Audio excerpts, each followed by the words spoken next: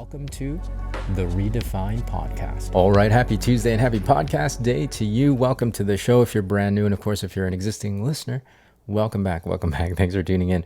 Okay, before I get into today's topic, I want to go back and address a mistake I made in last Thursday's episode. We were talking about the yin and the yang energies and how I believe we should lead more into the softer, more allowing, more compassionate energies, because it's not only sorely missing in the business world, but it's sorely missing in the world in general. And leaning on those philosophies and those principles and those mindsets of the allowing, the accepting, the softer side of the spectrum can really benefit your business. Now, the mistake I made was I was calling that the yang energy, which was completely erroneous. Yang energy is actually the opposite. It's the stronger side. It's the more forceful masculine side. And so the energies that I was talking about in last Thursday's episode is actually the yin energy, the feminine energy, the softer, the allowing energy. Now, I continue I'm trying to get used to using yin and yang, and I'll remember from this day forth that yin is the one that I encourage all of you to focus on, to employ more of or adapt into your day-to-day lives. But I'm using the terminology yin and yang as opposed to feminine and masculine because especially in the American English, there's still too many connotations and ties to gender with those two words, and really the philosophies are genderless, right? It has really we can embody and employ and have live by the principles of both sides of yin and yang in a balance, regardless of what our gender is or what our identifications are. So. That's why I'm using yin and yang. And again, I erroneously was calling the feminine energy yang last week, where it's actually yin. Okay, it's actually yin. So I'll do better in the future when we discuss that particular topic again. Okay, so for today, I want to actually revisit a talk that I did back in 2016, and I've been kind of watching some old tapes, not tapes really, but some old videos from around that era, 2015, 16, 17, the mid-teens, when I was really heavy into the circuit. But this particular year was an Olympic year, like the current year, as of this episode. And the theme of the particular conference that I was speaking at was achieve. Right? It goes hand in hand with the Olympics and achieving at that high level. And so I was asked to deliver a talk on achievement. And so I got to really thinking what achievement was all about, especially in kind of.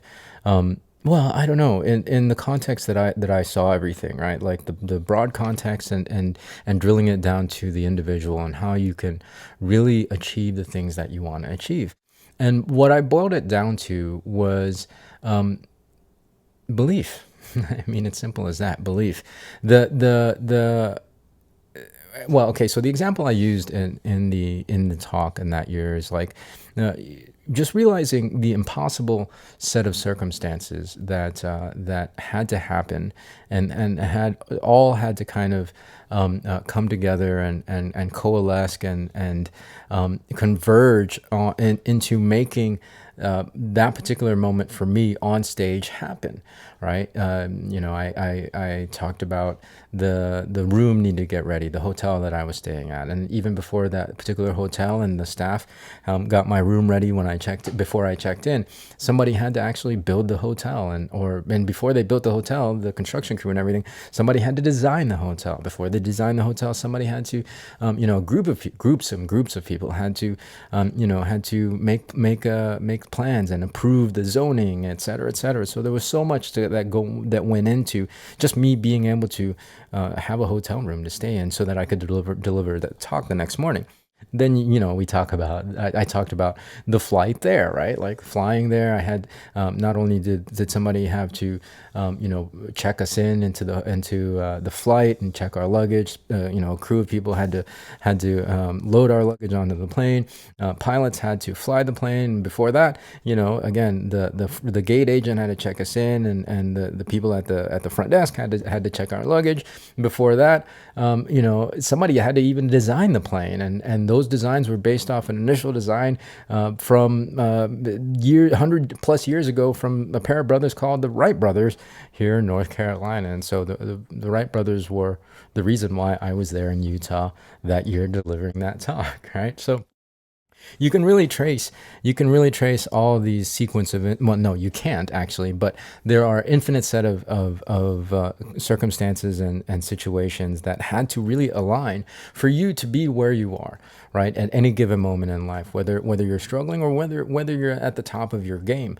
And so wherever you are, this is an important principle of achievement. Wherever you are, you right now at this very moment, you are meant to be there. Again, so many things had to align for you to be where you are, and the fact that you are there, the fact that you are breathing and that you are there means you are meant to be there, right? There's an impossible number of infinite set of circumstances that had to happen for you to be at this very moment right now, listening to my voice on this podcast. And so that might feel like, okay, so life is predetermined. It's predeterminism, right? If there's an impossible set of circumstances that have to align to create the situation that I'm in right now, then everything is predetermined. And that's not the case, right? You still have the choice from moment to moment to get to that point. Like, I could have chosen not to even attend that conference. Now, I could have chosen not to accept the invitation to speak.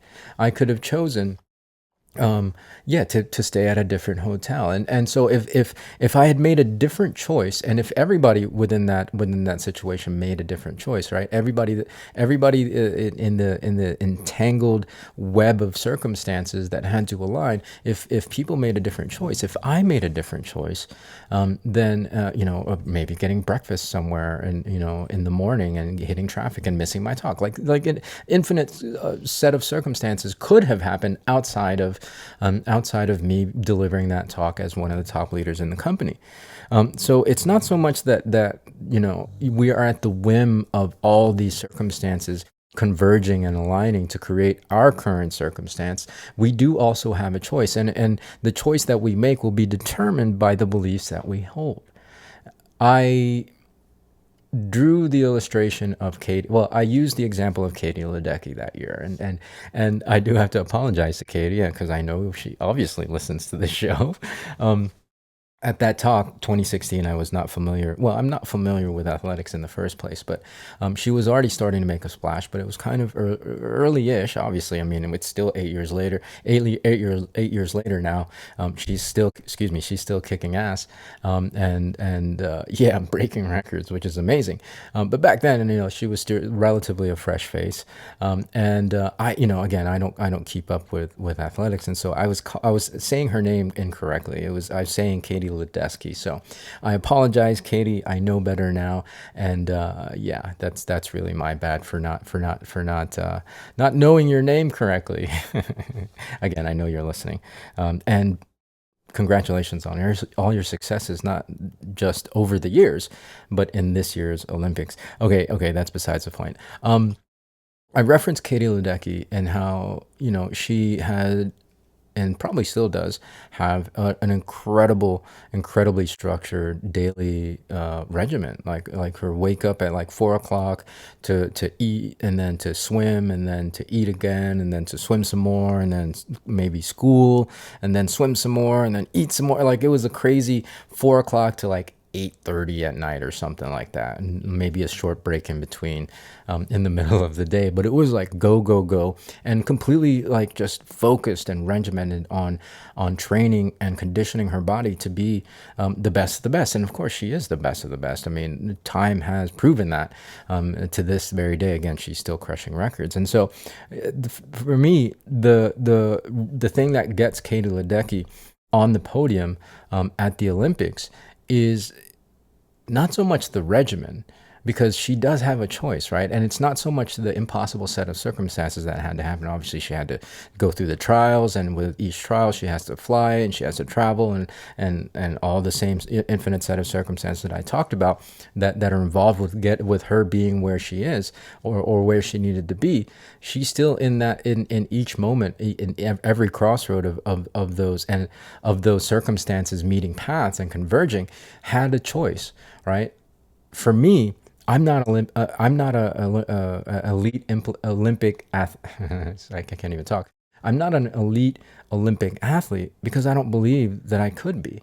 And that's why I don't make the choice to wake up at 4 in the morning, work out, go swim, eat breakfast, then work out again, then eat lunch and work out some more, and then take a break, maybe read a book, work out, eat. You know what I mean? I don't make the choice to do those activities or to go down that particular regimented path of physical conditioning because I don't believe that I could be, or that I even want to be, an elite Olympic athlete, especially in swimming, right? But I did believe, and I still do believe, that I am a top leader and a top earner in the network marketing profession. And so that belief informs all the decisions I make that help all the impossible sets of different other circumstances align, because those things align based on my belief, based on the decisions I make, and the decisions I make all align because of are based on the belief systems that I hold. And so to order or achieve something, you have to actually believe it. Right? You have to believe that it is possible for you, and you have to want it bad enough to make the decision to always go after it on a day to day, even when it doesn't seem like the path of the road is leading to where you want to go. Right? And when you're experiencing challenges, when you're experiencing difficulties and roadblocks. So it's belief. Belief is the core fundamental ingredient of achievement. If you don't believe, then you're dead in the water. If you're just trying something and hoping that it'll work out, it's never going to work out because your belief isn't strong enough. So you have to really convince yourself. You have to really train yourself to believe in the thing that you want, because if you don't, you'll never get it. You'll never get it. It'll just be a hope and a dream. Right? And a hope and a dream. So fundamentally, the root of achievement, the first fundamental step in achievement is believing that you can achieve that thing. I mean, all sayings go, right? Well, I can't remember the saying. I was going to say something deep, but I completely drew a blank just now. As a man thinketh, so shall he be. It's that same sort of thing. If you believe in a thing, whatever a man can believe, he can achieve. There we go. That's what I was leading towards. Anyways, I'm gonna go before this thing completely unravels. We'll catch you on Thursday. I'll probably expand and take this conversation take this conversation further. So I hope this really helps. I'll also leave a link to the original talk that I did in 2016. I'll leave it in the show notes of this episode so that you can give it a watch. Okay. All right. So that's going to do it again. I'll see you on Thursday with a fresh new one. So until then, be well, be safe. We'll see you with the next episode.